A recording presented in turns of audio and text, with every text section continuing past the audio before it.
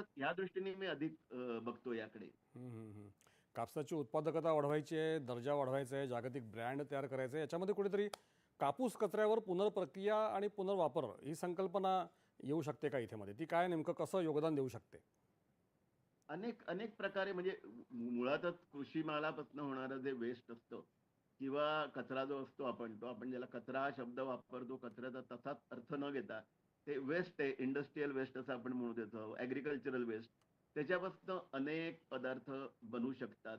मी मगाशी म्हटलं त्याप्रमाणे ह्या धाग्यांपासनं अशा अनेक जी हँडीक्राफ्ट्स किंवा छोटी-छोटी उत्पादनं आहेत, ही होतात. या उत्पादनांचं नाव म्हणजे आपण मक्याच्या बाबतीत बघितलं, मक्यापासून प्लास्टिक निर्माण केलं जातं. हे कोणी विचार पण पूर्वी केला अच्छा, नसेल. बरोबर. पण आज त्या मक्यापासून आपण बनवतो. तसं कॉटनपासूनही वेगवेगळ्या प्रकारचे असे एक पॅकेजिंग मटेरियल बनवलं जातंय किंवा ज्याचं एक फायबर म्हणजे एक तागे बनवले जातात, की ज्याचा पॅकेजिंगमध्ये वापर होतोय किंवा हँडीक्राफ्ट बनवण्यासाठी वापर होऊ शकतो.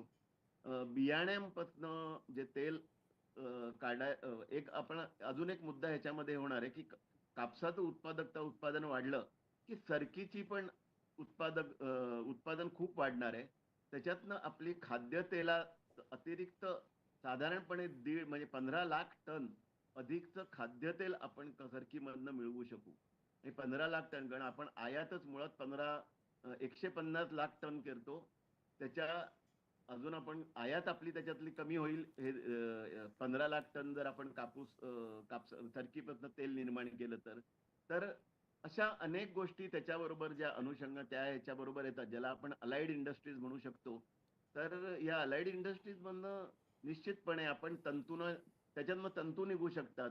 जसे आपण बांबूचं फायबर या योजनेत आहे आपण, की वूल, अगदी. सिल्क म्हणजे आपण म्हणतो त्याला किंवा हम्म, ज्यूट असेल, हम्म. फायबर याबरोबर यांनाही प्रोत्साहन देतोय. आपण बघितलं आता आपण टॉवेल वगैरे बनवण्यामध्ये कुठेतरी आपण बघितलं तर बांबू सर्रासपणे वापरला जातोय. टॉवेल्स किंवा टी-शर्ट बनवण्यात, सॉक्स बनवण्यामध्ये ज्यूट बरोबर. वापरलं जाऊ लागलंय.